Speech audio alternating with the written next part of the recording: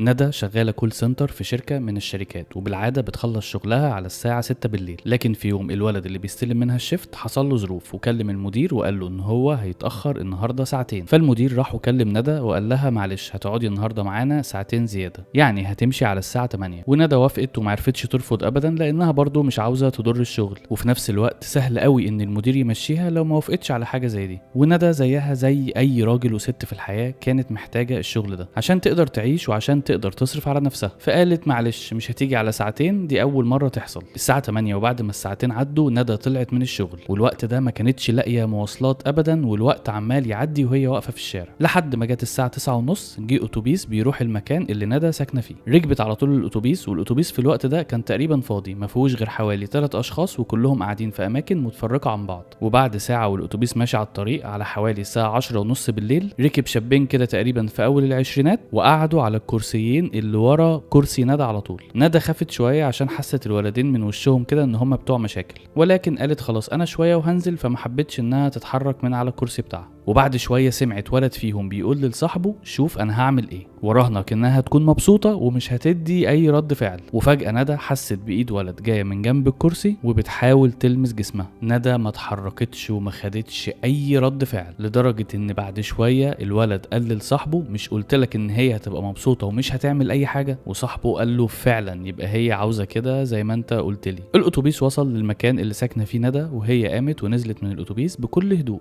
وروحت بيتها وفتحت الباب ودخلت اوضتها من غير ما تكلم اي حد. وبعدين قعدت مع نفسها شويه وهي في نفس الحاله، وفجاه انهارت من كتر العياط. طيب ايه اللي حصل لندى؟ وليه من الاول هي ما قاومتش الولاد دول برغم ان هي مش عايزه الفعل ده يحصل لها، وعيطت اهي وانهارت بسببه؟ ده اللي هنعرفه دلوقتي بالتفصيل. في غريزه قديمه ظهرت مع تطور الانسان اسمها فايت اور فلايت، يعني القتال او الهرب. ودي اتطورت لما كان الانسان بيعيش في بيئه في وسط حيوانات مفترسه، وممكن الحيوانات دي تهجم عليه في اي وقت. وقتها الانسان هنا بيحس بخطر مفاجئ من الهجوم ده، وبعدها اللوزه الدماغيه عند الانسان بتكون مسؤوله عن كشف الخطر اللي بيتعرض للانسان، وبتكون مسؤوله ان هي تفعل نظام الطوارئ عند الانسان. فبتبدا ترسل اشارات لاجزاء تانية من المخ، وهنا بيتم افراز هرمون الادرينالين وكمان هرمون الكورتيزول، ووقتها بيجي رد الفعل اللي احنا قلنا عليه فايت اور فلايت او القتال او الهرب. مع التطور اللي وصلنا ليه العلماء اضافوا استجابه ثالثه بيستجيبها الانسان، وهي باسم فريز او التجمد.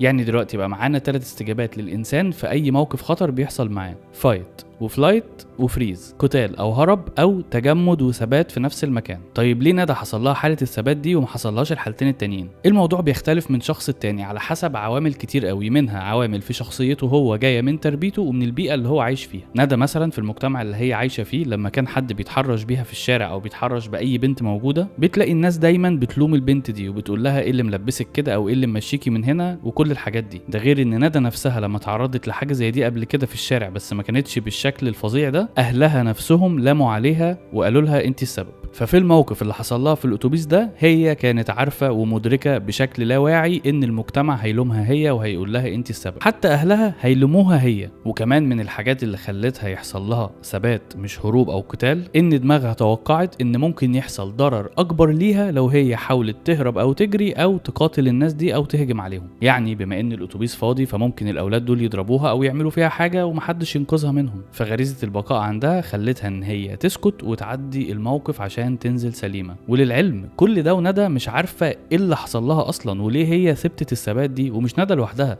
بنات كتير قوي تعرضوا لمواقف مشابهه وعملوا زي ندى بالظبط وما كانوش فاهمين هم عملوا كده ليه. كل ده بيكون رد فعل تلقائي للجسم. ندى في الوقت اللي بيتم التحرش بيها كان مخها فاصلها عن الواقع، كانت متجمده في مكانها ومش عارفه تدرك اللحظه ولا الزمان ولا المكان اصلا اللي هي فيه، ولا حتى فاهمه ايه اللي بيحصل بشكل واعي. زي بالظبط الغزاله اللي بتكون معديه الطريق وبتلاقي عربيه جايه قدامها بسرعه كبيره جدا، وبرغم ان لو الغزاله دي مشيت بس خطوتين هتنجو بروحها، ولكن في الوقت ده الغزاله دي بتتثبت وبتكون مفصوله عن الواقع تماما، ووقتها بتيجي العربيه وبتخبطها وبتسبب لها ضرر او بتنهي حياتها. ندى او اي بنت مكانها بعد ما تعدي فتره بسيطه على الموقف ده بتبدا تقعد مع نفسها وتستوعب اللي حصل بالراحه، ومن هنا بتنهار وبتعيط وبتحس احاسيس سلبيه كتير قوي زي احساس العار مثلا. ولانها ما بتكونش فاهمه ومدركه ان جسمها اتثبت غصب عنها فبتفضل تقول لنفسها وبتسأل نفسها هو انا ليه ما ضربتش الشخص اللي عمل فيا كده؟ هو انا ليه ما جريتش منه؟ هو انا ليه ما علتش صوتي ولميت عليه الناس؟ انا كان ممكن اصده وكان ممكن اخليه ما يعملش كده.